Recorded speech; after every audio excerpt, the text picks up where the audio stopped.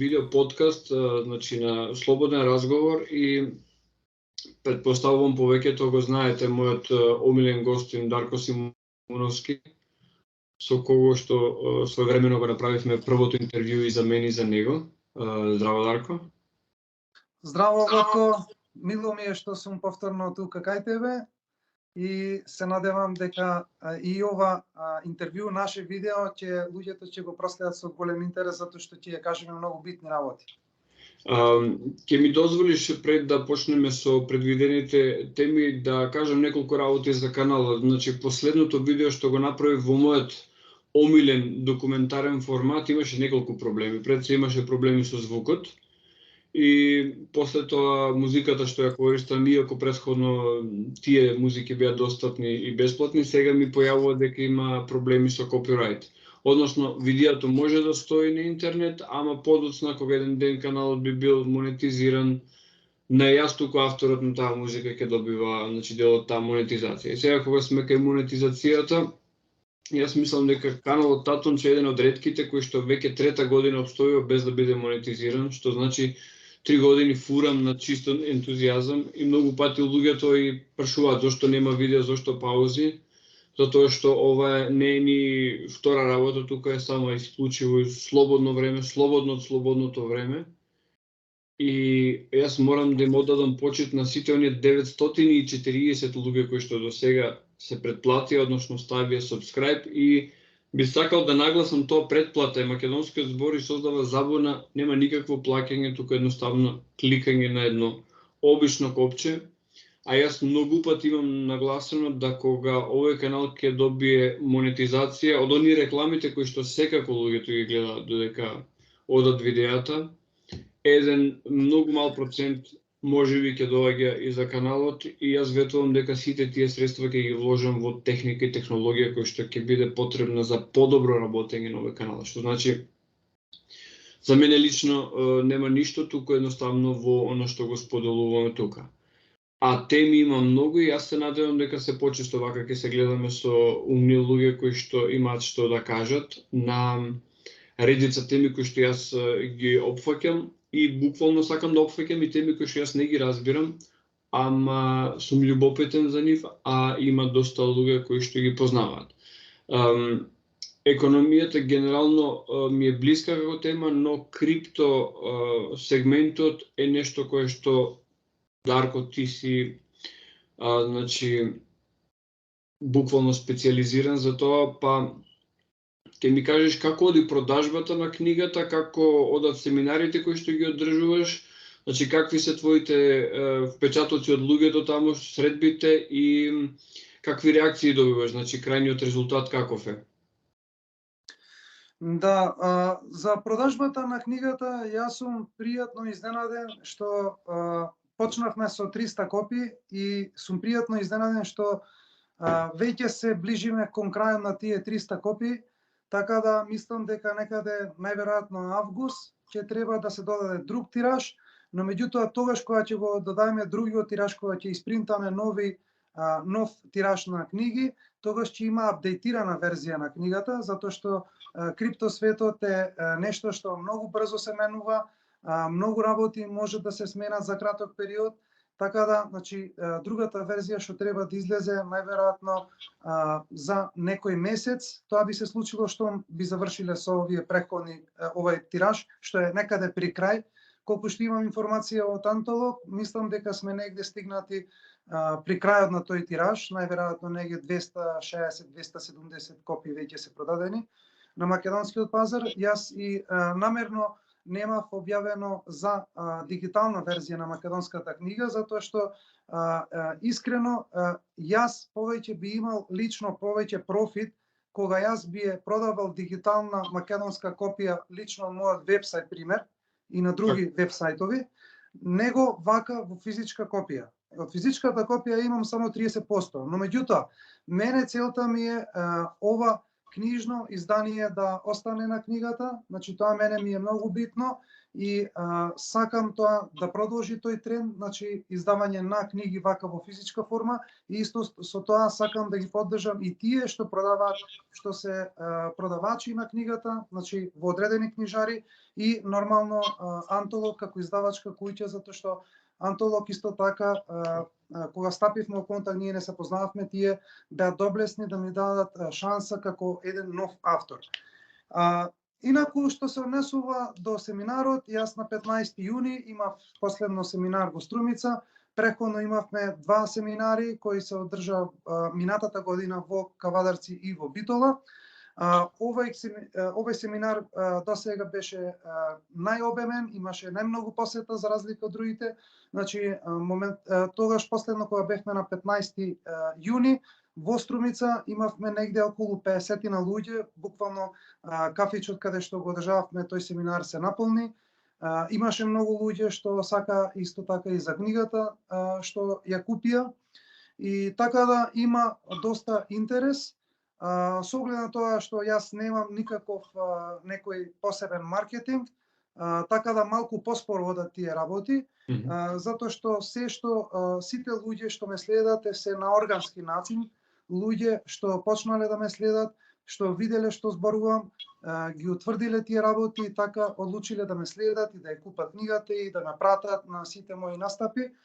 За третиот дел од прашањето за инвестирањето, затоа што јас сум исто така портфолио стратег, јас досега имам направено околу 55-6 портфолија инвестициони, вклучувајќи и на фирми, повеќето на физички лица, најмногу од тие портфолија овде на наши граѓани, македонци. Инаку со најголемиот дел од луѓето што веќе инвестирале на овие што веќе инвестирале на овој начин со професионално крипто портфолио, веќе поголемиот дел од нив се мои лични пријатели. Дури некои од нив имам и така буквално многу блиски пријатели, затоа што тие луѓе што ја бараат вистината, тие луѓе што ги интересира вистината и интегритетот, тие луѓе многу лесно на еден природен начин ние се наоѓаме на средина и така да мило ми е за сите луѓе да сега што ги запознав. Навистина се прекрасни луѓе што знаат да ценат квалитет и секако дека ги имаат бенефиците поради тоа. Затоа што мојот пристап, Владко, е многу различен од други, затоа што јас и како што спомна и ти, мене YouTube видеата не ми се мене главна професија и имам многу други приватни обврски што работам и многу проекти. Јас тоа исто така како тебе го правам со моја желба, љубов, затоа што едноставно сакам да им кажам на луѓето да знаат што е што. И мојот пристап е секогаш на чесен начин, со интегритет, затоа што мене ми е битно, има една израелска поговорка, не му лови риба на детето, туку научи го сам да лови. Значи јас тоа го работам, тоа го правам. Јас сакам сите луѓе што дошле на курсот, сите луѓе што направиле портфолио да сватат како изгледа да се биде инвеститор, кој е правилниот начин и за да можат тие понатака сами да си продолжат во тој пат. Значи тоа ми е целта, мене главна цел на сето ова што го работам. Главна едукација и луѓето да постанат инвеститори, компетитивни инвеститори. И да не дозволуваат да бидат излажани како што имаше многу ентитети, не сакам да ги набројувам, што ги лажеа на секакви платформи и им ги украдоа парите буквално смисла на зборот.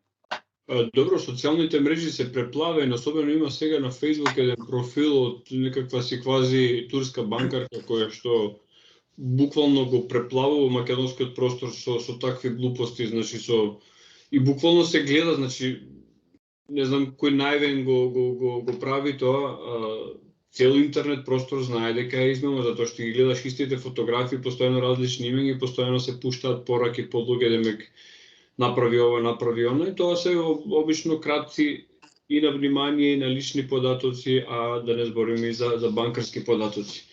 Инаку она што е многу важно за ова што го кажа ти, дека јас сум лично сведок за луѓе кои што мене ме контактирале за да те контактираат тебе заради твоите познавања во криптосветот, и јас можам со со својата личност да гарантирам за твојот и интегритет, и за твојот морал, и за твојата професионалност во тоа што го работиш, затоа што буквално сме го спомнувале тоа дека криптосветот е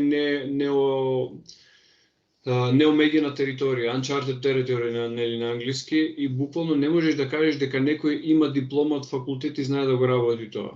Во денешно време дипломите веќе не значат ништо, затоа што во моментот кога одредени кадри излегуваат од факултет, нивните знаења се застарени.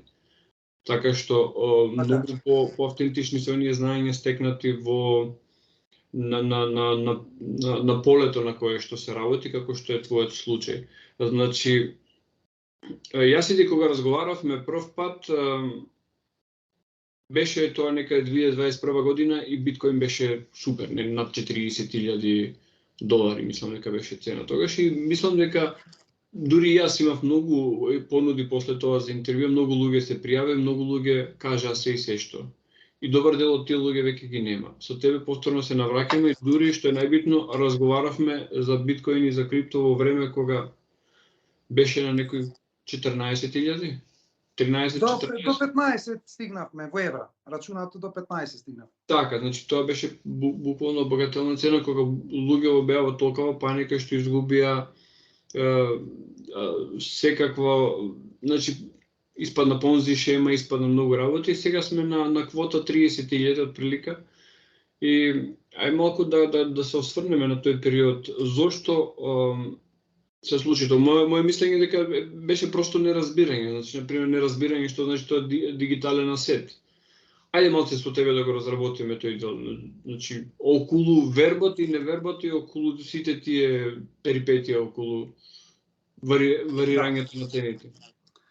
Да, прво, значи јас затоа многу пати на сите мои интервјуа секогаш напоменувам колку е битна едукацијата.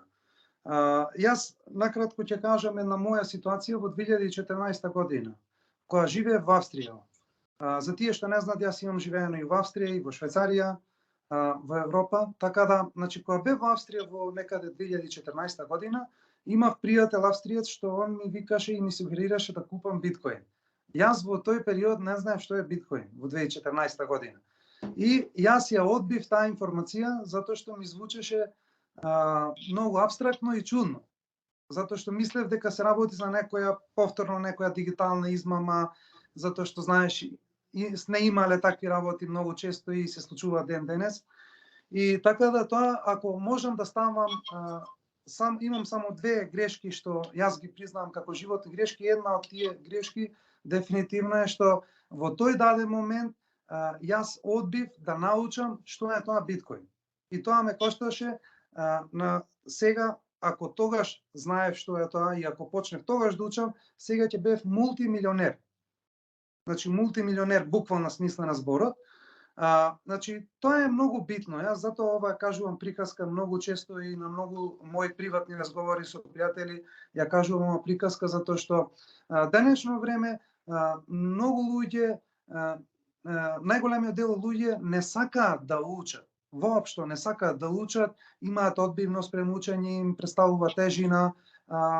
Учење зборувам за нова информација, значи не значи дека треба да се иде на факултет за да се прочита за биткоин, да се научи. Так. Тоа може да се научи како функционира биткоин во рок од 1 месец, секој втор ден по 15 минути да се чита. Толку. И можете да сватите за што се работи. Но меѓутоа мора вашиот ум да биде отворен за примање на нови информации. Јас мојата грешка ја поправив. 2 години покасно почнав да се едуцирам и после веќе почнав и да инвестирам. Така да, значи, главната работа во светот е неедуцираноста, неписменоста. Значи, луѓето генерално, најголемиот дел се неписмени. Ако одиме сега трендот на колку луѓе во светот користат крипто, јас кога ја пишував книгата, во воведот пишав дека се околу 300 милиони луѓе. Во тој даден момент, јас кога ја пишував книгата, толку беа. Значи тоа некаде потоците беа од септември кога ја пишував книгата. Септември 2022 година. Сега ние идеме во ситуација каде што моментално се преку 420 милиони луѓе. Порас од 100 милиони за нецела година. Во луѓе корисници што имаат крипто средства. Според сите параметри што ги гледавме, и јас веќе имав пишано на вебсајтот Токен Падок, за тоа имав пишувано како оди тој тренд, нагорен тренд на се повеќе корисници во крипто. Значи, тоа е нешто што дури користењето на интернетот што се случуваше во 2000-тите, значи ова прекршува таа граница на корисници. Одиме на повеќе него што беше интернетот. Сега, падот, зошто се случи? Прво мора да разбереме дека, јас и тоа и во книгата го пишувам, ние имаме финансиски средства, значи финансиски пазари. Значи главните се обврзници, акции, комодитети. Но меѓутоа имаме нов вид, нова класа на финансиски средства што уште луѓето не може да разберат, банкарите, регулаторите не можат, тие што прават регулации уште не може да разберат, затоа што нема доволно едукација, подетална едукација за да се разбере нештото. И цената таа што се случи беше од стравот, затоа што тогаш имавме пат исто така и на акциите, да те подсетам Владко, и на еден таков пат, во еден таква рецесија, имаме војна, геополитика, не можеме да избегнеме и таа ситуација. Така да тие работи, сите тие работи имаа влијание на падот на цената. Али пред се, како што реков, не едуцирањето на поголемиот дел на луѓе што не се едуцирани. Значи тоа се главните работи. Сега, кога станува за ова денешна цена, зошто имаме скок на криптопазарот? Затоа што веќе почна посериозни инвеститори да влагаат во биткоин конкретно, и тоа исто така повлече други инвеститори да вложуваат во други криптовалути. А тоа се случи со најавата на BlackRock дека ќе направи фонд на размена фонд, ETF се вика на англиски, Exchange Trading Fund, значи фонд за биткоин, што ќе биде публикуван јавно на берза. Но меѓутоа тој треба да се одобри од Комисијата од хартија од вредност за Америка, но меѓутоа тој што ги поседува, што ги има парите, тој ги прави правилата.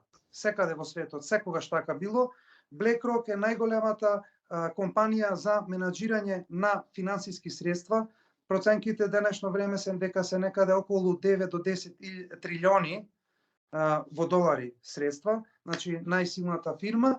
Така да, значи, тие ги имаат парите и тие се тие што ќе ги донесат регулациите. И затоа сум 100% сигурен дека Комисијата за хартија од вредност ќе го прифати нивната апликација за спот биткоин ETF.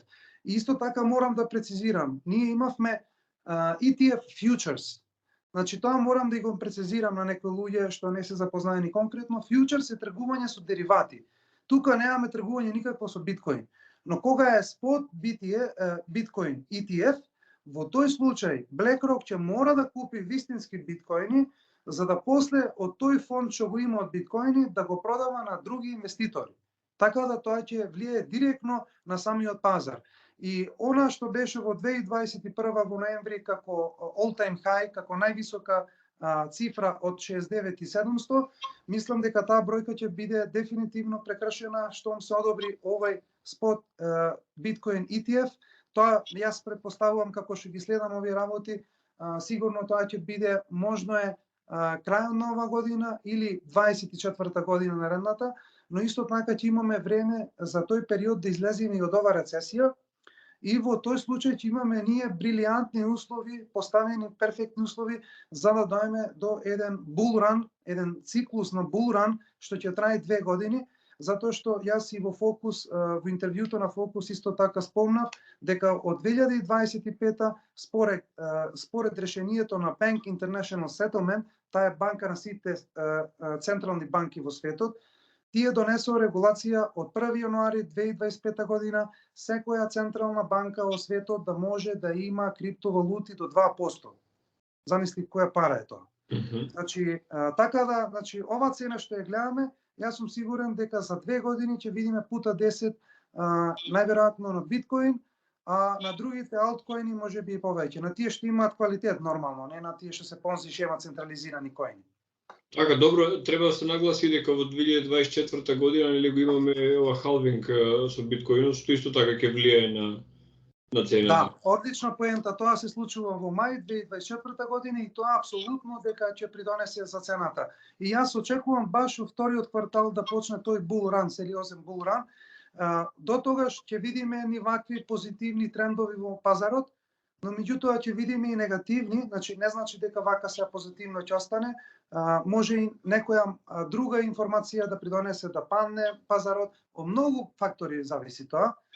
Се уште сме во нестабилна зона, далеку од булуран, се уште не сме во булуран, значи морам да прецизирам за сите, но меѓутоа ваквите ситуации, сега како што е пазарот, е одлично, јас многу пати сум спомнал, да е одлична можност за секој еден човек онолку колку што може на месечна база да си вложува во биткоин и во други криптовалути и комодитети како злато и сребро, апсолутно.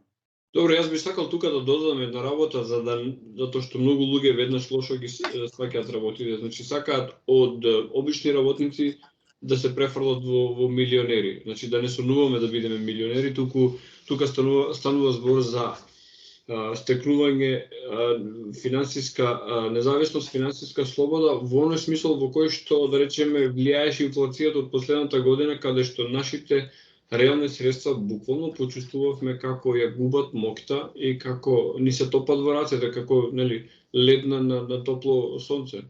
Бројките ги гледаме исти, ама куповната моќ ослабнува. Апсолутно.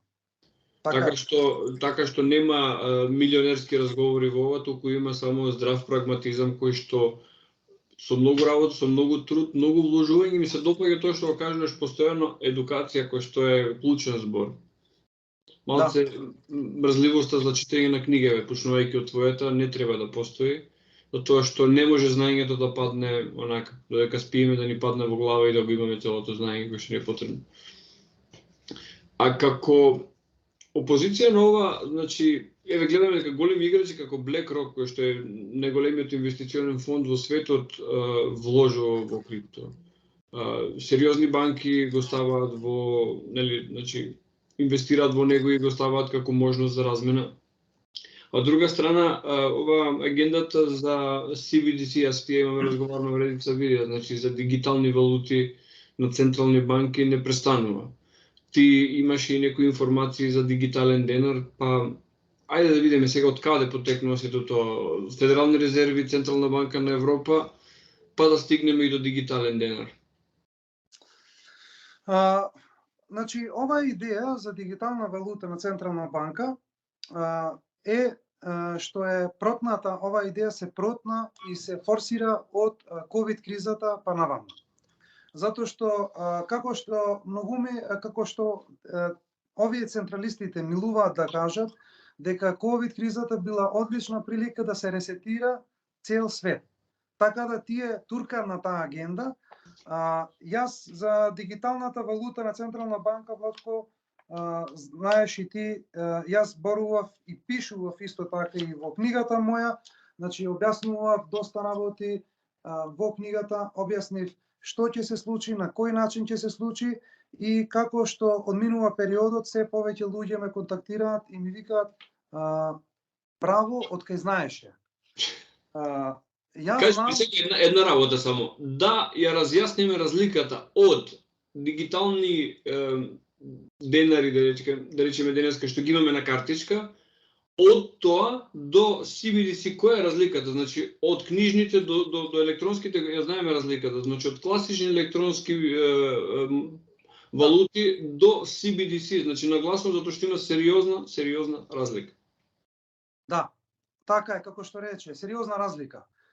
Вака сега, во најкратки црти би го објаснил вака. Значи, овие сега што ги имаме електронски валути, затоа што ние со користење на дебитна, кредитна картичка и со апликација од банкинг и банкинг што користиме во секаде во цел свет и тука во Македонија во последните години станува тренд. Значи, тоа што го имаме сега моментално е единствено информација. Само информација дека ние имаме пари, односно фиат валути на нашата сметка. И ако јас ти пратам тебе, јас добивам информација дека сум ти ги пратил тебе средствата и ти имаш информација повратна дека си добил фиат валути.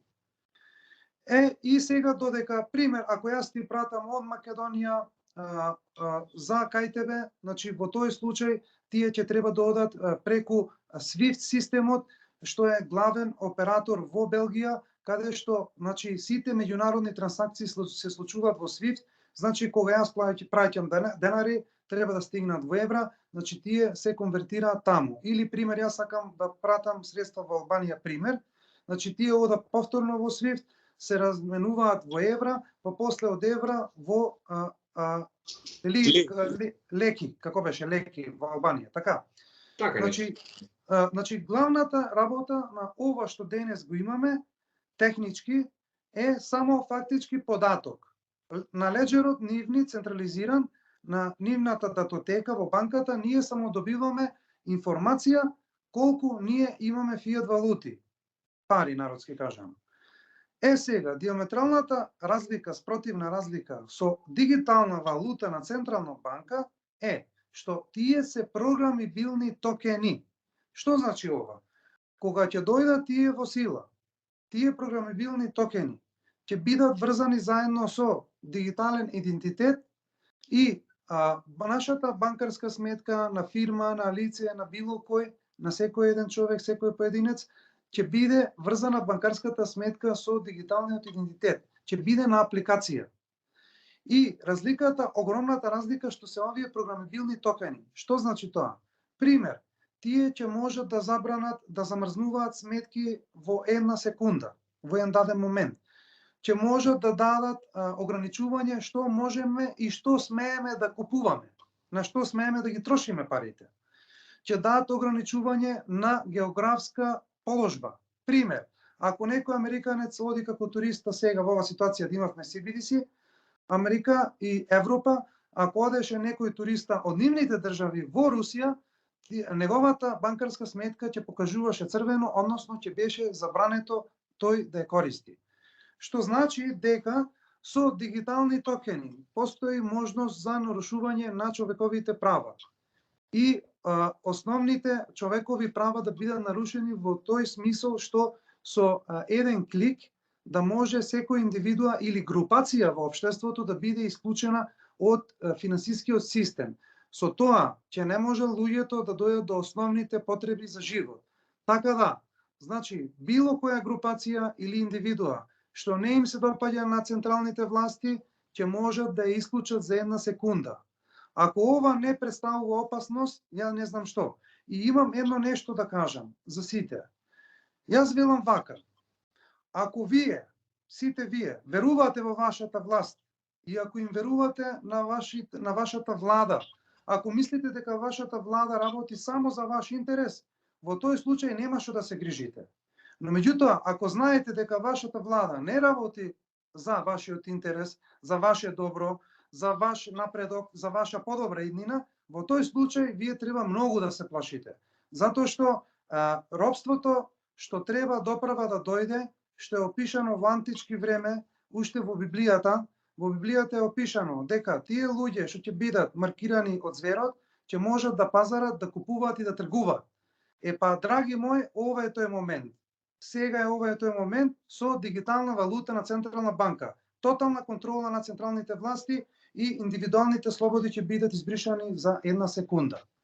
Ако некому ова му се свиѓа, нека си седат дома, нека си лежат на кревети дома и нека чекаат робството да им дојде. А ако не, треба да се организираат луѓето, да почнат да се едуцираат, да прочитаат тука во книгава, за 760 денари ја има, споделував, да прочитаат малку, да знаат за што се работи, за утре кои ќе им нудат во банка токени дигитални, да знаат да речат не.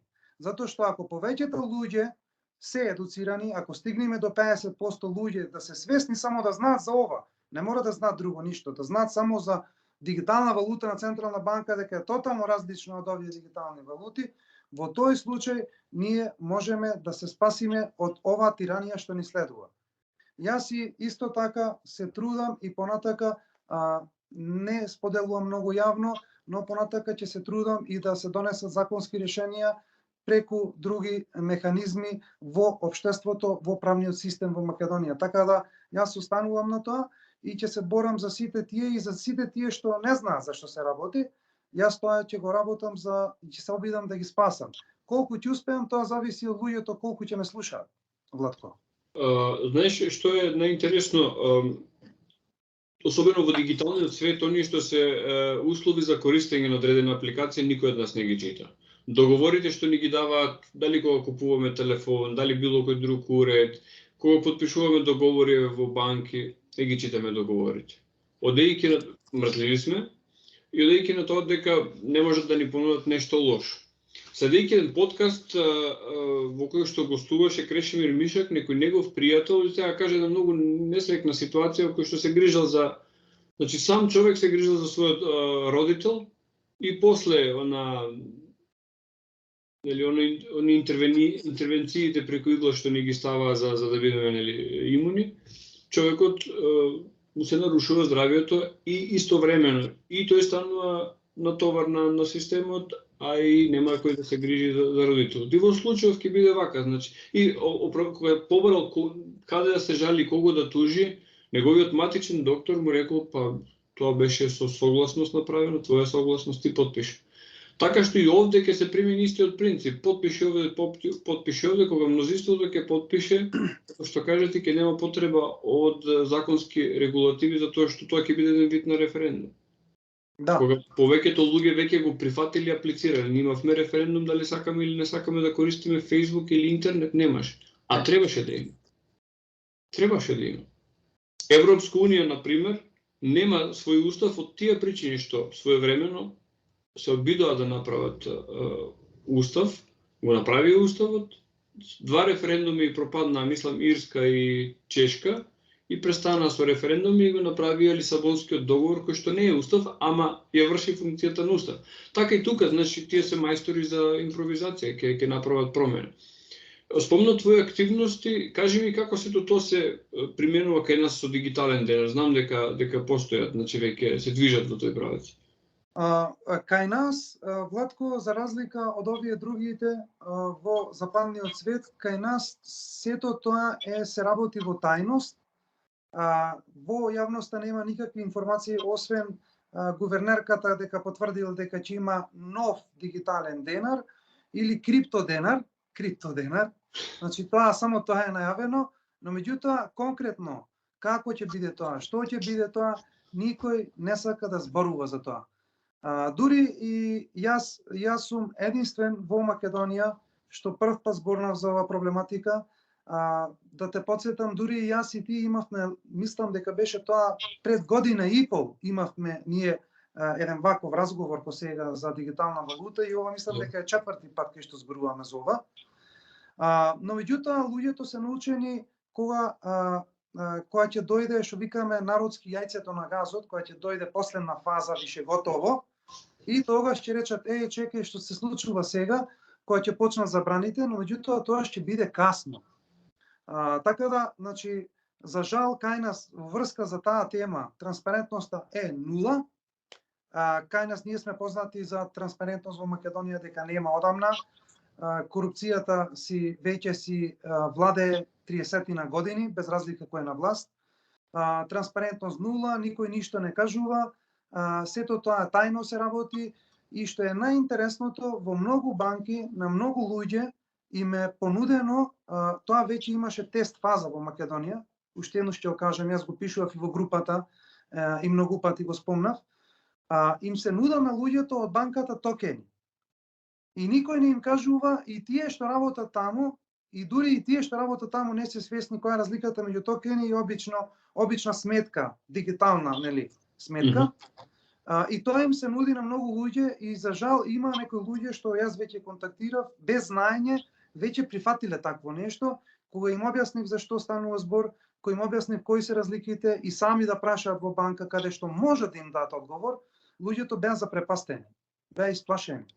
Меѓутоа, тоа сакав да кажам.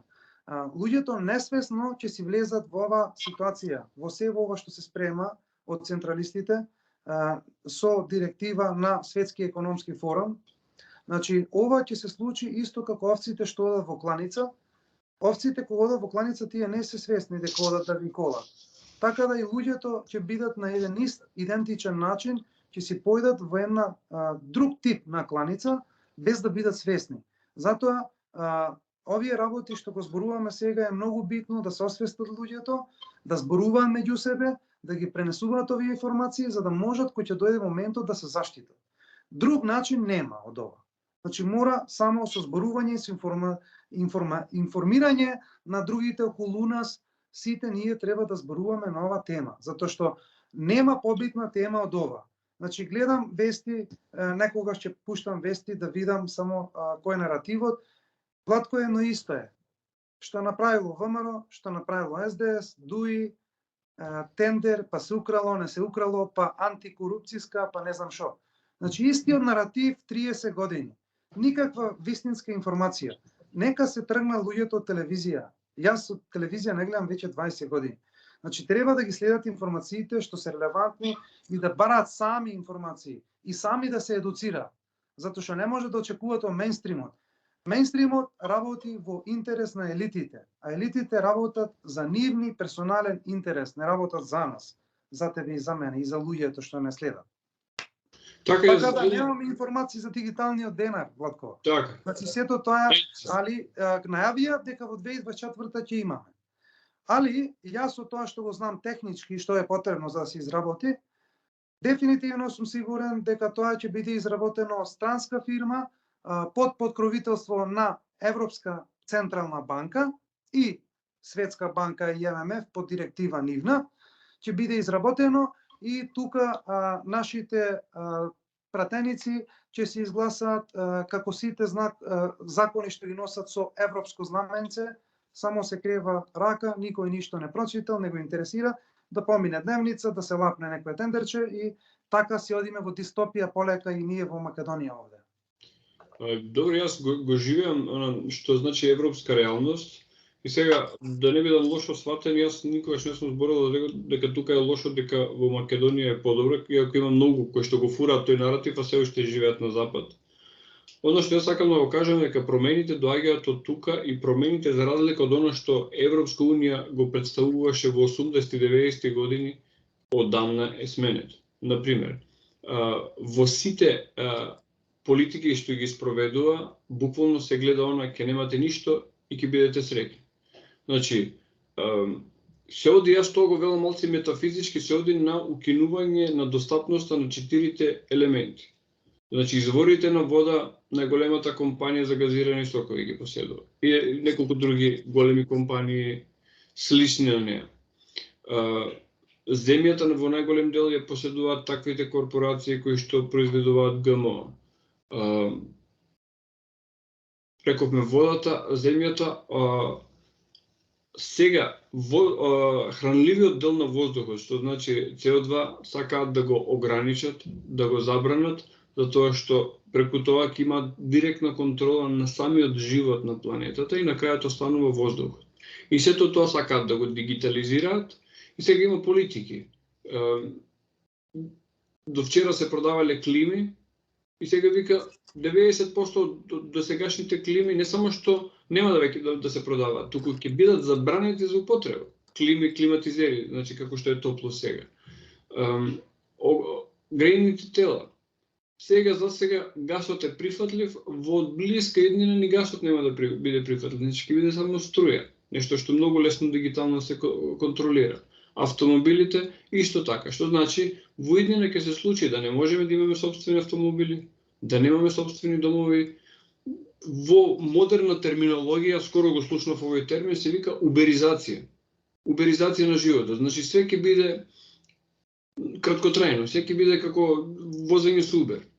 Значи, плаќаш толку, добиваш толку. Нема да имаме постојани домови, нема да имаме постојани работни места, нема да биде ништо постојано. Животот ќе биде буквално на вересија од денес за утре. И нормално, во таков еден контекст, слободата за која што ние зборуваме, каде ќе ја практикуваш кога се може да ти укинат од денес за утре? Единствен начин, значи, јас прво морам уште еднаш да повторам. Поентата е, значи, сите наши предци гинеле за слобода. Гинеле за слобода, Владко. А овие сега генерации, тие ќе си дозволат сами да им видат одзебена слободата. Значи, зависи ова од сите нас. Колку од нас ќе се разбудат, колку од нас ќе ги прифатат овие работи, така ќе се одигра оваа цела ситуација. Али кога ќе дојдеме во таа последна фаза, каде што, како што кажа елитите и како што работа на тоа секојдневно, со ESG стандард, со карбон кредит, социјален кредитен систем, дигитална валута на Централна банка, дигитална лична карта, со имплементирање на сиве овие работи, луѓето, сите, а најмногу ќе изгубат тие што се богати, денешно време, тие што имаат куќи, кои што имаат по неколку коли, што имаат уште 2-3 стана плюс викендици, тие ќе бидат најголемите лузери, таа е иронијата. А тие воопшто не се замарат. Али јас тоа велам.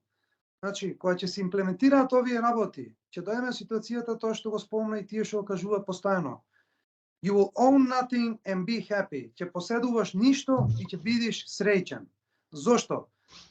Еве едноставно да објасниме малку, да не испадне ова.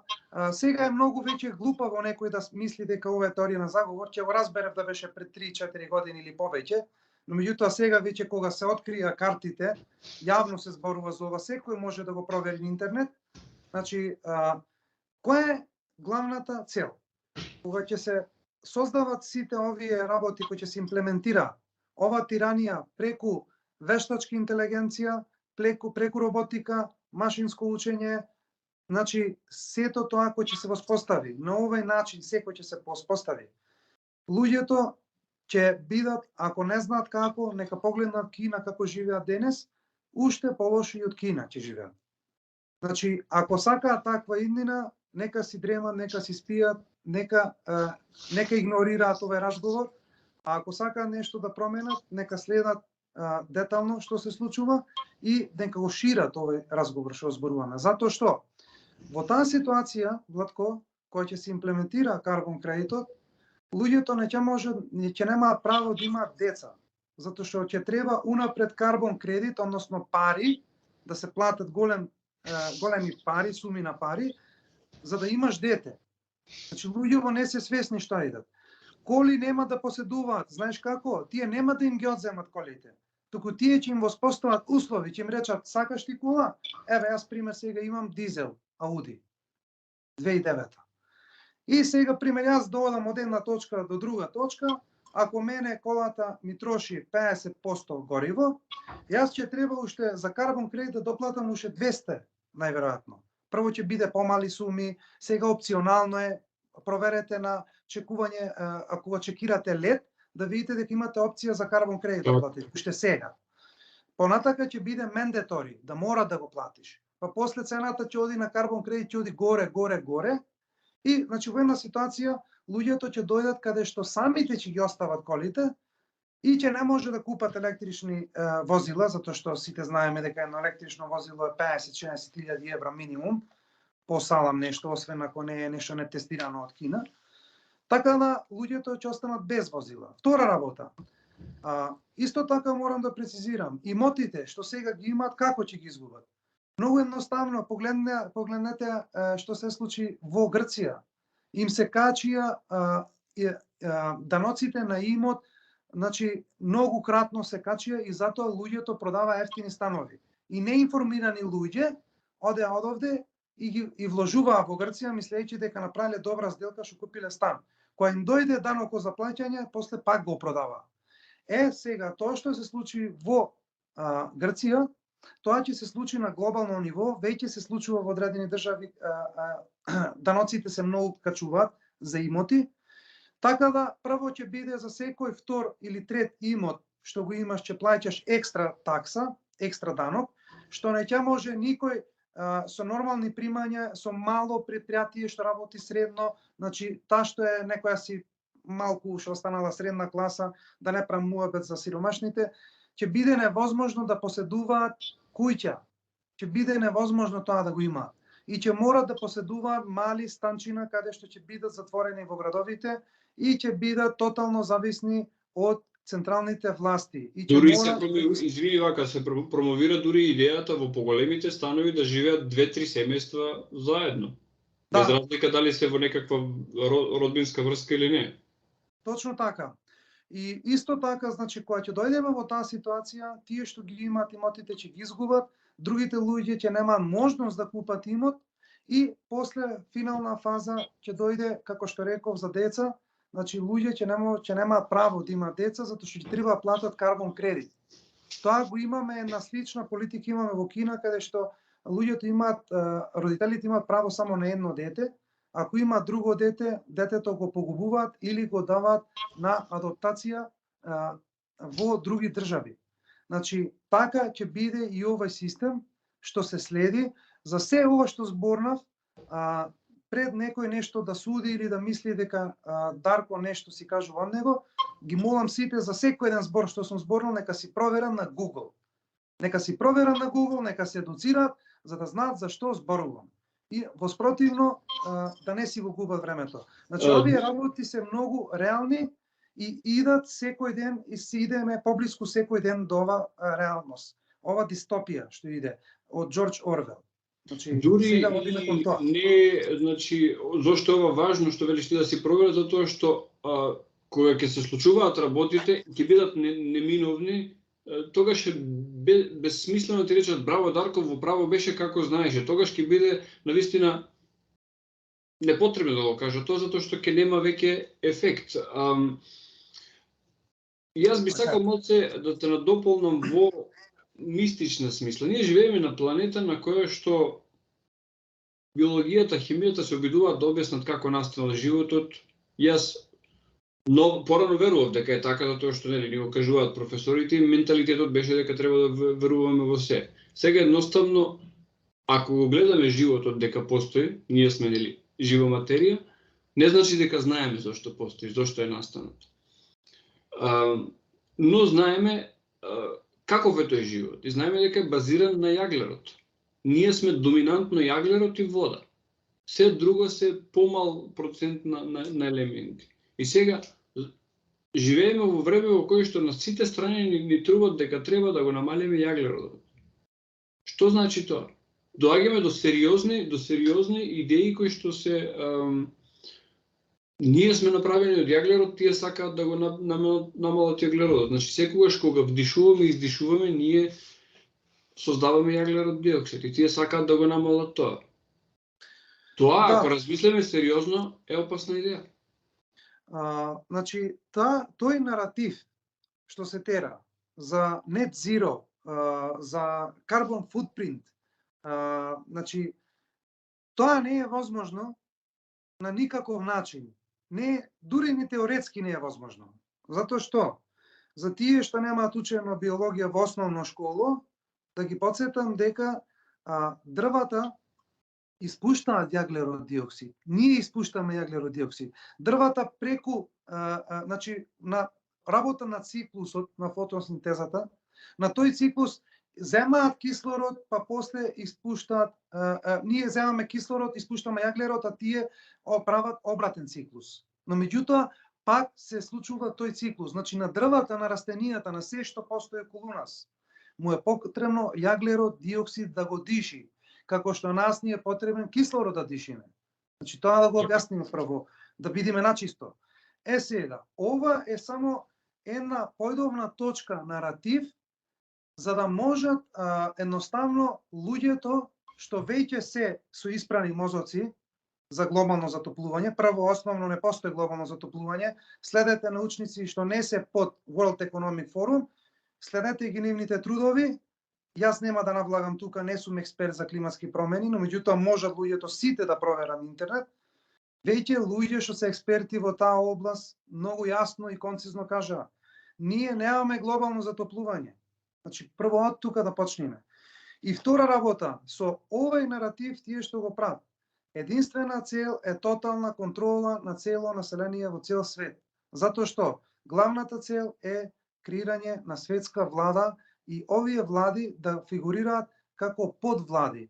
Тоа нешто би му дошло пример како, да речеме, во една држава имате влада, но меѓутоа имате градоначалници, имате општински власти. Значи, овие државите ќе го изгубат тотално суверенитетот, ќе одговараат на корпорации, на stakeholders, кои што сакаат Светски економски форум да го кажат, на луѓето, односно луѓето што ги менаџираат сите пари на свет. И тие ќе кажуваат, ќе поставуваат нови правила за да дојдат до уште повеќе доминација и за да го задржат овој лажен финансиски систем. Затоа што ESG стандард, ова морам да кажам, Environmental Social Governance, ESG стандард што тие го притиска, не се базира на реална економија. Зошто? Затоа што тие јавно кажуваат во нивниот наратив и во нивните документации. Јавно кажуваат дека не им е битно колку ќе има продукција на одреден продукт, значи тоа не им е битно, замисли, и не им е битно профитабилноста. Колку ја што знам, од основи на економија, баш тие се најбитни елементи. Според нив не се тие битни, току колку некој наводно карбон футпринт, колку ќе имал. Значи, ова е само за да дојдат тие да се приграват до контрола. Веќе ESG стандардот се изгласа во ЕУ. ЕУ е нивното гнездо каде што тие се најсилни, елитите. И каде што најсилно ги воспоставуваат нивните желби врз цело население во ЕУ. Затоа што, да им објаснам во кратки црти на луѓето што не се запознаени за ЕУ, што плачат за ЕУ да одат во ЕУ, да им објаснам како функционира ЕУ. Во ЕУ има десетина бирократи што носат одредени закони и во Европски парламент само си креваат рака и кога ќе кренат во Европски парламент кој ќе изгласат одреден закон, им го даваат во папка овде во Македонија и на овие овде кај на што се неписмени ве 30 години, само си креваат рака затоа што е со европско знаменце. Така идат законите, да им објаснам во кратки црти на луѓето, и затоа Македонија многу лесно ќе потпадне во оваа тиранија. Али луѓето мора да бидат свесни и почесто да зборуваат за ова. Така да ESG стандард, сите тие работи за карбон, за јаглеродиоксид испуштање, се некој вид на, би рекол, секташки приод, би рекол. Не знам како да најдам зборови. Значи, буквално како некоја секта звучат. Нешто што нема логика, постојано се зборува за тоа како тие ќе не спаселе нас и карбон футпринт, карбон, zero net карбон, што е невозможно, значи дури теоретски е невозможно. Практично нема теорија, значи нема шанси тоа. И оваа транзиција тие само ќе искористат за целосна, тотална контрола. Тоа е тоа, значи тоа луѓето мора да го разберат. Не постои глобално затоплување, Владко. Значи, ова морам да кажам. Земјината топка, ова е што сум учил јас, само нешто што сум учил одамна од стари филозофи, од илјадници години пред наша ера, пред Христа. Луѓе што биле паметни го запишале тоа. Значи, имаме такви записи. Кај хиндуто имаме исто така, што било 500 години пред Христа. Имаме југа периоди на земјината топка. Во тие југа периоди земјината топка оди прави еден циклус од 12.600 години. Во тие 12.600 години иде во еден наполовина од тие 12.600 иде во ситуација каде што има највисока температура и кај што иде во најниска температура. Затоа старите мапи кои ќе видиме Гренланд била земја, немало мраз таму, затоа што ние излеговме од каде што беше земјината топка замрзната. Тоа сите научници се согласуваат со ова. Значи ова е common sense за некој што прочитал најосновни работи за географија и за биологија и за историјата на планетата. Така да, значи тој наратив дека тие ќе донесат carbon footprint на zero, тоа е само еден вид на приход на наратив за да воспостават тотална контрола на цел свет. Ништо друго. Да, ви зборуваме за една историја која што она што официјален наратив е последните 6000 години. Значи од Сумер до денеска, тоа се неколку 6000 години.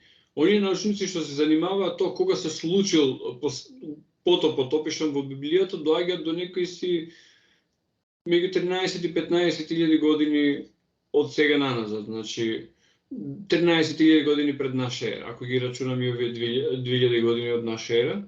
Тој голем потоп бил чудна некоја појава, значи се случил затоа што се дали удрила комета, астероид, нешто се има случено драстично да се случи тој потоп. После него се има случено, затоа ние знаеме дека имаме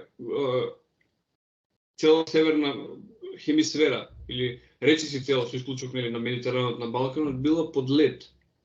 И сега откриени се мамути во Сибир, тоа се видови на слонови кои што се изумрени, што значи биле тропски животни. Значи пред тоа во Сибир климата била поинаква.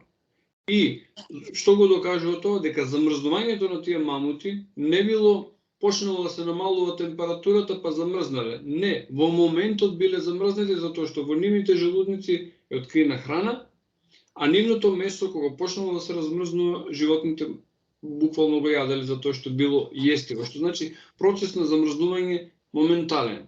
И друга една работа, буењето на животот на планетата, па и секаде кога се случува, во пролет и во лето кога се стоплува, што значи топлите температури фаворизираат живот, додека студенилото фаворизира смрт и опаѓање. Во 13 век, односно во 14.1300 години, историски е докажано дека децении поред било студено во лето, имало многу врнежи, житариците не успевале да се озреат и имало глад. Што значи, што зборуваме ние, за какво глобално затоплување зборуваме? Значи, што сакаат да се вратиме во ледена доба? Друга една работа што сакав да те дополнам, во целата ова работа со карбонска валута и социјален кредит и со такви работи се зборува за контрола на населението, односно за таа језива златна милиарда. Што значи, ако сега имаме 8, како ќе дојдеме до златна милиарда? 7 милиарди луѓе треба, што да се случи? Владко, ние сме карбонот што сакаат тие да се ослободат, да бидеме начисто и да бидеме реални. Ако сакаме на вистината да ги погледнеме во очи, да ги погледнеме сите факти, fact checkers, ама вистинските не на Facebook, така да ќе дојдеме ние до одговорот. Човек само да има треба отворен ум и треба да прочита неколку книги, да истражи на интернет, на не мејнстрим медиуми и да следи луѓе што се научници што не се од мејнстримот, ќе дојдат до одговорот.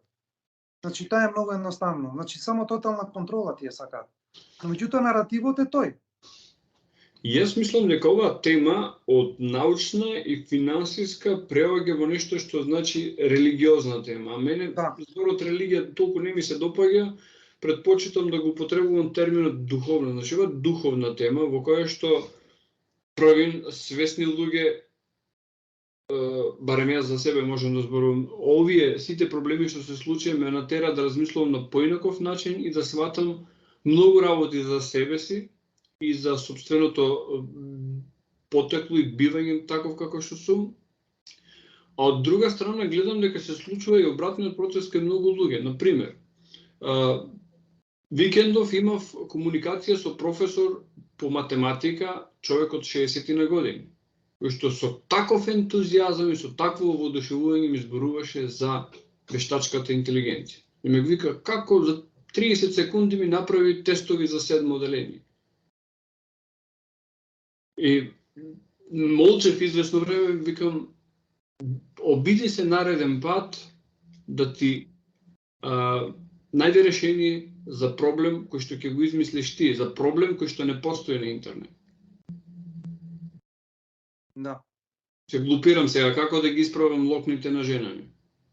Да. А локните на жена ми се да измисли проблем, нема да знае да даде решение. Затоа што вештачката интелигенција е вештачка, но всушност не е интелигенција. Тоа е алгоритам кој што само брзо работи.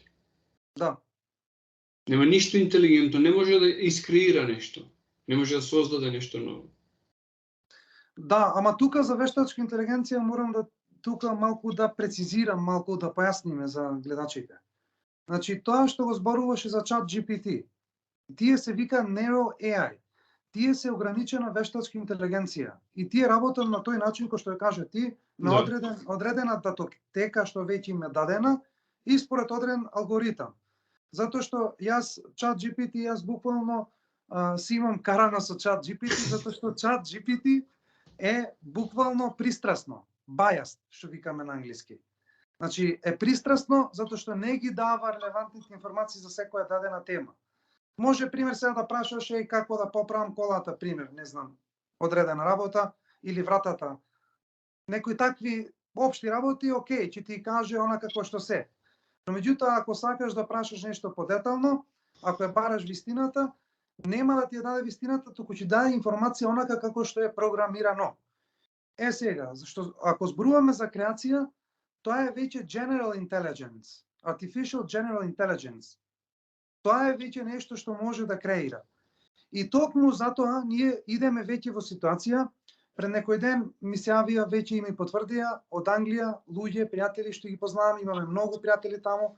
Мојата сопруга живееше буквално цел нејз живот во Англија, во Лондон. Веќе дојдовме во ситуација каде што луѓето почнуваат веќе да добиваат социјалка од државата. Зошто ова се случува? Сакам да им објаснам на сите. Universal Basic Income. Народски кажано социјалка за сите.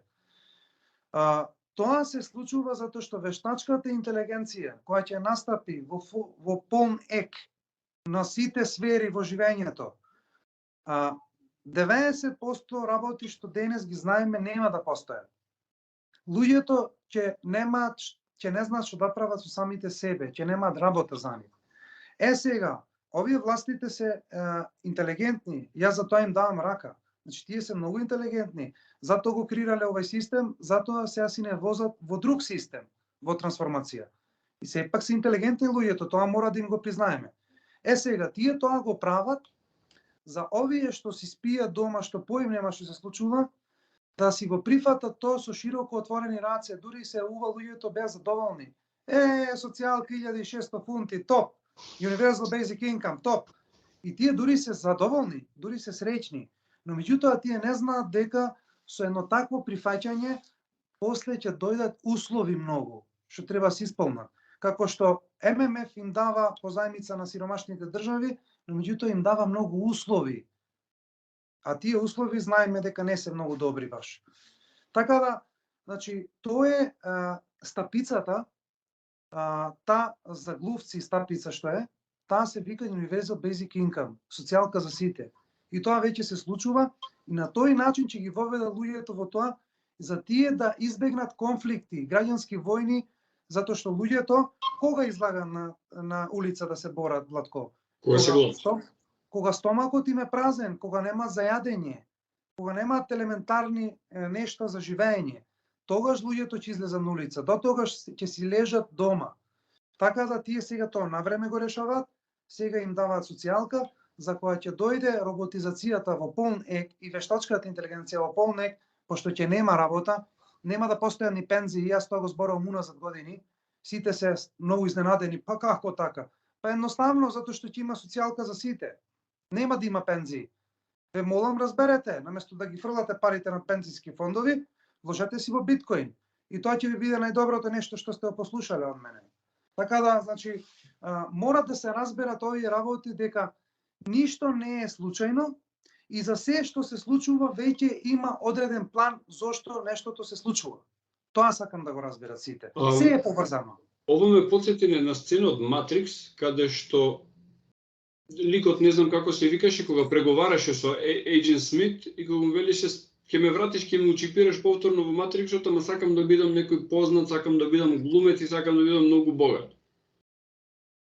Ама секој што го гледа филмот знае дека само такви информации ќе му бидат пратени на неговиот том, тој всушност ќе биде батерија за Матриксот.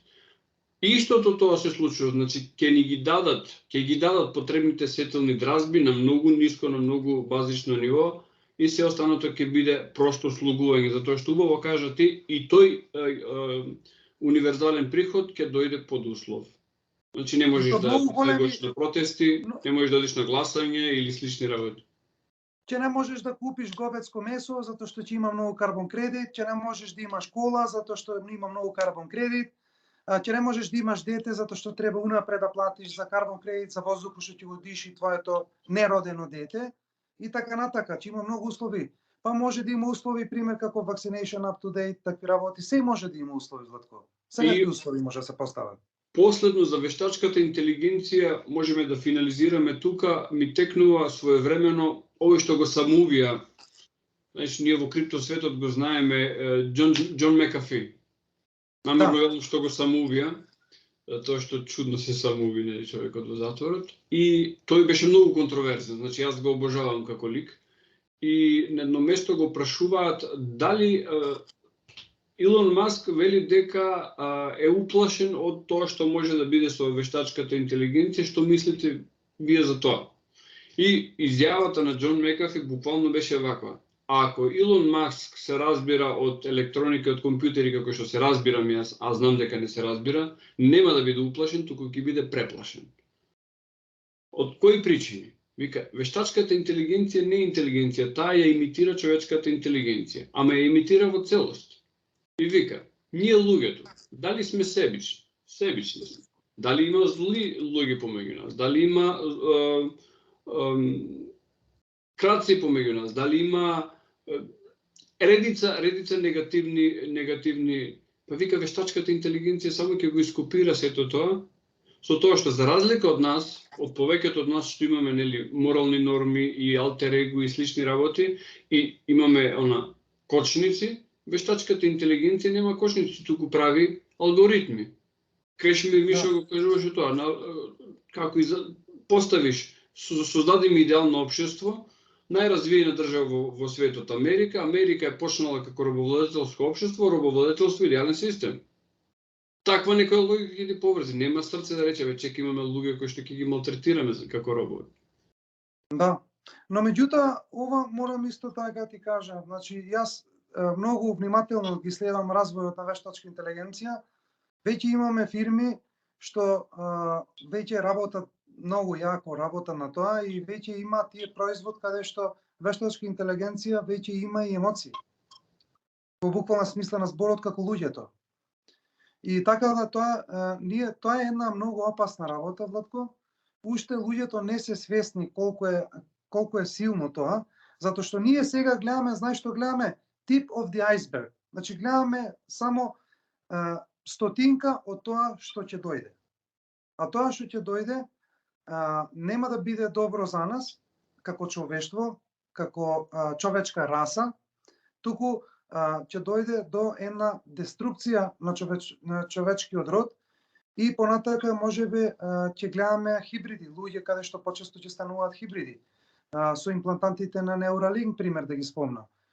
Имаме чипирање во мозок и така натака. Значи, овие работи се само почеток на еден вид на ново општество што никој не може ни да го замисли. Затоа што Пандорината кутија веќе е одамна отворена, а Пандорината кутија е интернетот. Тоа што во старите митологии пишувано за Пандорина кутија, тоа е тоа. Значи, сега доправа ќе излага и како што кажа во митологијата дека во Пандорината кутија ќе излезе се наеднаш, и доброто и лошото, така? Така. Еве, сега имаме и добро и лошо.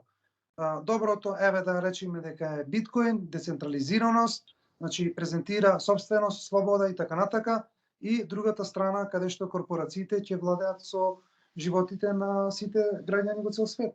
Така да, значи, што се однесува за вештачката интелигенција, тоа сакам да прецизирам, далеку сме ние од тоа што тоа може да го придонеси да го направи. И ова сакав да прецизирам.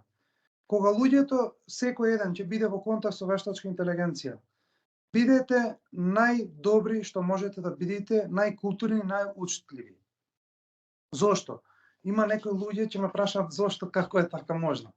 Затоа што вештачката интелигенција, кој што спомна ти, Владко, премалку, учи од нас. Ние мора да покажеме kindness, мора да покажеме дека сме добри битија, дека имаме добрина во нас, дека немаме лоши намери, и тоа ќе го научи од нас. Значи, како ние ќе се однесуваме према вештачка интелигенција е многу битно сега во наредниот период. Така да за сите што се во контакт со вештачка интелигенција, нека бидат добри, учтиви и културни. Тоа можам само да им кажам. А инаку веќе нема запирање вештачката интелигенција.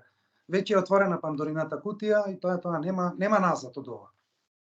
Во контекст на целиот мовет сакам да дадам една препорака за книга пред да завршиме, значи покрај твојата книга што треба да ја читаат за криптовалути, ова е книгата од Крешмир Мишак Смрт, трансхуманизма, слобода народу, изворедна фасцинантна книга, значи сиве овие теми обработени, имам многу работи, значи задира сериозно и во духовни теми, така што ја препорачувам на сите што можат да се ја набават. Јас буквално како еден вид на космички синхроницитет ми ја донесе книгава, во нека друга прилика ќе зборувам за неја. Значи сакав долго време да ја набавам, не можев, значи немаше достави за Италија и се најде човек што ќе ми ја купи и имам, значи морам да кажам дека е со една одлична посвета, што значи чекала книгава да дојде до мене. По насловот сигурен сум дека е многу добра книга. Вака насловот е баш кој што треба на место во вистинско време. Така, книгава е 2019 за многу работи, значи тоа што се зборувало таму како најава веќе се исполнува, значи и убаво кажати, значи секој ден, секој месец, секоја година има новитети кои што буквално она што мислиме дека сме го научиле, веќе станува застарено и треба да учиме нови работи. Така. Дарко, јас ти благодарам за одвоеното време. Се надевам дека ќе се видиме повторно наскоро со теми каде што застанавме сега, ќе продолжиме понатаму. Имај убав ден, имај плодна работа и од мене секое добро. Фала многу, Владко, ми беше мило, пријатно, како и секогаш, и поздрав до сите што не гледаат.